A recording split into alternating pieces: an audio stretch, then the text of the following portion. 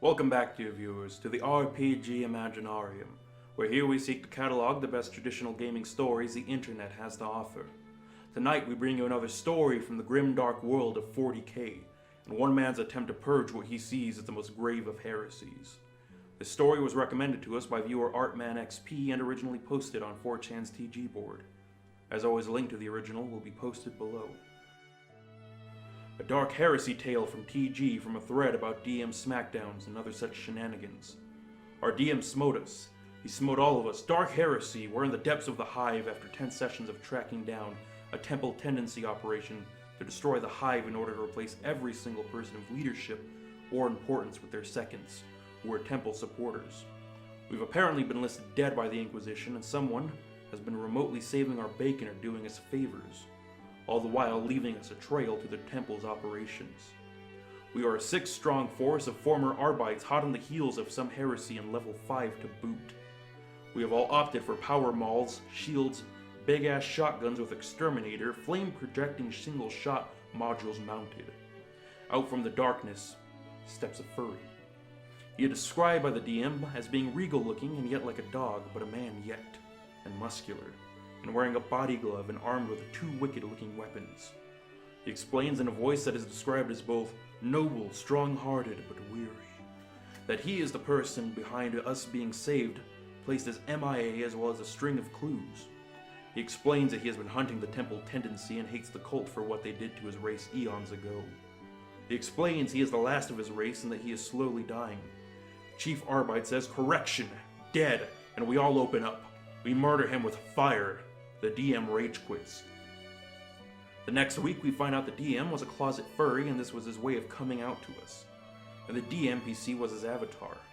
I guess we should have realized it was important when he described every detail of his muscle-bound dogman for about 5 minutes. Oh well, suffer not the mutant. Round 2. DM of the above who rage quit kinda got upset for a while but eventually found his people. And by his people, I mean the store's contingent of faux-tailed wearing fat people. I have nothing against fat people, but I do have something against people who claim to be persecuted for their lifestyle choice when their lifestyle choices involve being a gigantic douche to anyone who doesn't share their love of really weird shit. Anyhow, he manages to dry his eyes and decides to start all over with a more professionally minded and more serious inquisitorial party. And here I thought I was doing my job, right? I have a gun that shoots fire. There are things I don't like. I shoot them with gun. Problem solved. His new game that is super serious is closed to people who are not serious role players, which means people who are furries are welcome, whereas the rest of us must enjoy being normal people who enjoy goofing off. Just when you thought all dorks were united, right? So he says we can join his game if we make serious characters. His party is full of furries playing furries. He explains this as they are from an ancient alien race, not chaos, that once helped humans, but humans turned on them, blah blah blah blah. They have an ancient secret agreement with the Inquisition per their super secret squirrel arrangement with the Emperor at the start of the Imperium. I realized this cannot stand. No furries in my 40k. Chaos abominations are fine, sure, they're okay. They exist to be burned. Furry race of furries that retcon the whole setting? Not a fucking chance. Not from this guy. When I wore a badge and a gun, I had a copy of the uplifting primer in the glove box of my cruiser. And damn it all, nobody is going to ruin my 40k. Begin operation. Ruin Dark Heresy for fur fags at local game store and also pick up nachos. We are bad at naming things. We infiltrate the game in pieces, each member playing something the party doesn't have. Normal humans, played by non-brain damaged members of society that actually have jobs and don't live off mommy and daddy as they go to art school, which they then use as an excuse to draw as much furry porn as possible, and mini rant. We rolled up open-minded Mechanicus monkeys, explaining to the DM that we would honor any ancient treaty no matter what so long as we got first crack at Archaeotech and shiny bits. He allows us to join. First gaming session is on a table with 2 of those long bench seats. I'm sure your game store has those.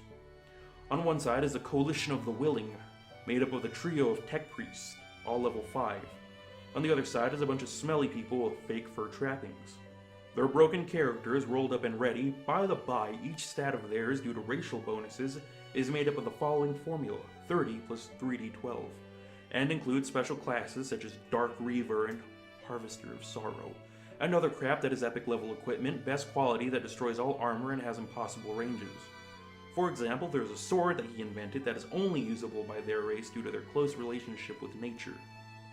This nature alignment allowed them to wield a sword made of what appears to be black, ever-shifting tar that when it strikes you, you take 1d10 damage with no armor or toughness save, per turn, until one of their kind heals you. It's called the Sword of Forgiveness, or some other weeaboo shit, as they have to forgive you for you not to die. Thanksgiving dinner poop sword notwithstanding, we are ready. Our once awesome, now fail-tastic DM tells the party that we were responsible for the destruction of his last game. They stare at us. One growls. One of them actually fucking growled and took his fake tail in his fat sausage fingers and waved it. If people did this shit like 100 years ago, they would be in a place called Wellsville, and they would be exploring a land of electroshock therapy, salt baths, and colonic irrigation with yogurt. The DM says we will begin our story and that he introduces a rule for everyone at the table. He says, anyone who dies in this session is dead for the remainder of the game, no new characters. You just have to watch. All agreed? The furries nod. This fat chick with the kind of furry mask things, a chin, moves like a sack of cream gravy.